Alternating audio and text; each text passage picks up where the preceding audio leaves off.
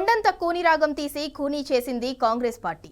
కోట్ల రూపాయల ఖర్చుతో ఆర్భాటంగా కులగణన సర్వే చేపట్టి చివరికి దాన్ని చెత్తబుట్టలో పడేసింది. స్థానిక సంస్థల ఎన్నికల్లో రిజర్వేషన్ల ఖరారుకు తాము చేసిన కులగణన పనికిరాదని కాంగ్రెస్ నిర్ధారించుకుంది. చివరికి 2011 జనాభా లెక్కలే దిక్కని డిసైడ్ అయింది. ఆ మేరకు రిజర్వేషన్లు ఖరారు చేయాలని అధికారులకు స్పష్టమైన ఆదేశాలు వెళ్లాయి. దాంతో కాంగ్రెస్ చేపట్టిన కులగణన వివరాలు బూడిదపాలయ్యాయి.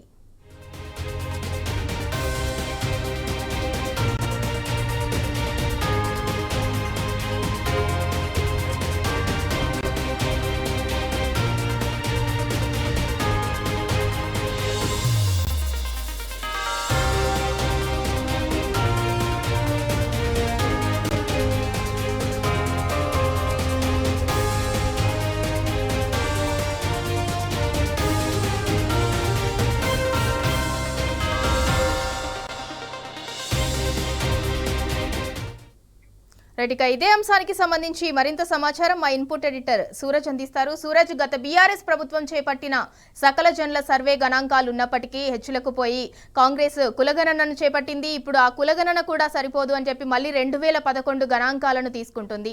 దీన్ని ఎలా చూడాలి, దీన్ని ఎలా అర్థం చేసుకోవాలి? వాస్తవానికి కాంగ్రెస్ అధికారంలోకి రాగానే పెద్ద ఎత్తున పటాటోపంతో రాష్ట్ర వ్యాప్తంగా కులగణన చేపడతామని చెప్పేసి ఈ కార్యక్రమాన్ని చేపట్టిన విషయం తెలిసి, అయితే ప్రభుత్వం చేపట్టిన ఈ కార్యక్రమం ఒక వృధా ప్రయాసగా చరిత్రలో మిగిలిపోనున్నది. దేశంలోనే క్యాస్ట్ సర్వే ప్రతిష్టాత్మకం అని చెప్పేసి కాంగ్రెస్ రాష్ట్ర నాయకులు కావచ్చు, జాతీయ నాయకులు కావచ్చు పెద్ద ఎత్తున బీరాలు పలికిన పరిస్థితి మనం చూస్తూనే ఉన్నాము. కులగణన చేసి ఆ సర్వే ఆధారంగానే స్థానిక సంస్థల ఎన్నికల్లో బీసీలకు రిజర్వేషన్లను కూడా అమలు చేస్తామని చెప్పేసి కూడా కాంగ్రెస్ పార్టీ అసెంబ్లీ సాక్షిగా ముఖ్యమంత్రి రేవంత్ రెడ్డి హామీ ఇచ్చిన విషయం తెలిస్తే, చివరికి 2011 జనాభా లెక్కల ద్వారా లోకల్ బాడీ ఎన్నికల్లో రిజర్వేషన్లు అమలు చేయాలని చెప్పేసి ఒక నిర్ణయం తీసుకుంది. దీంతో ఈ కులగణన పుట్టదాఖలైన పరిస్థితి అయితే చాలా స్పష్టంగా కనిపిస్తుంది. ఇందుకోసం ప్రభుత్వం భారీ ఎత్తున ప్రయాస చేసిందని చెప్పాల్సి ఉంటుంది. అయితే ఈ ప్రయాస పూర్తిగా విఫలమైందని చెప్పేసి కూడా అప్పుడే ఒక ప్రాథమిక అంచనాలు వెలువడిన పరిస్థితి కనిపించింది. ఎందుకంటే గ్రామీణ ప్రాంతాల్లో కావచ్చు, పట్టణ ప్రాంతాల్లో కావచ్చు కులగణనకు పెద్దగా ప్రజాస్పందన దక్కలేదు, రాలేదని చెప్పేసి ఒక అభియోగం, ఆరోపణ అయితే చాలా స్పష్టంగా వినిపించింది. రాష్ట్ర వ్యాప్తంగా అంటే గ్రామీణ ప్రాంతాల్లో తీసుకుంటే కనుక దాదాపుగా 50% కంటే ఎక్కువ ఈ కులగణనలో పాల్గొనలేదు జనం అని చెప్పేసి ఒక అపవాదం అయితే అప్పట్లో వినిపించిన పరిస్థితి మనకు తెలిస్తే, ఇక పట్టణ ప్రాంతాల్లో అయితే మరీ ఆ సంఖ్య పూర్తిగా తగ్గిపోయి 30% కూడా పార్టిసిపేట్ చేయలేదు ఈ కులగణనలో.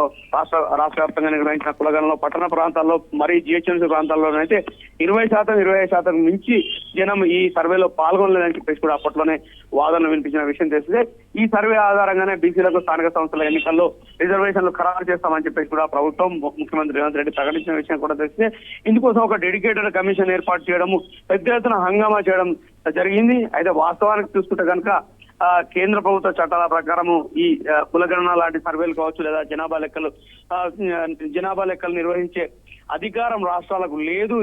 ఈ పరిస్థితి దాటి కాంగ్రెస్ ఆలోచించడం, రాష్ట్రాల్లో కులగణన చేస్తామని చెప్పేసి చెప్పడము, దీన్ని జాతీయ స్థాయికి ముడిపెట్టడము, ప్రతిష్టాత్మకంగా తెలంగాణలో పూర్తి చేశామని చెప్పేసి ప్రగల్భాలు పడకడం, ఇవన్నీ కూడా పెద్ద ఎత్తున